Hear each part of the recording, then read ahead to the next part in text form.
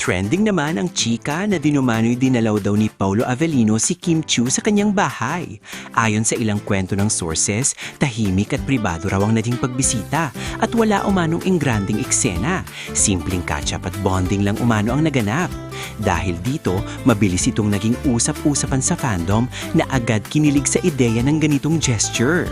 Balita pa nga na duyumano'y si Paulo daw ang nagvi-video minsan kay Kim kapag may pinupost ito sa kanyang social media. Bagamat walang malinaw na detalye kung kailan at paano ito nangyari, marami ang nagsasabing natural lang naman sa magkaibigan o magkapartner ang dumalaw at magkumustahan, lalo na kung pareho silang abala sa kani-kanilang schedule.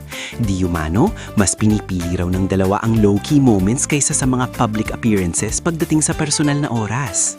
Sa ngayon, nananatiling haka-haka ang lahat at wala pang opisyal na pahayag mula kina Kim at Paulo.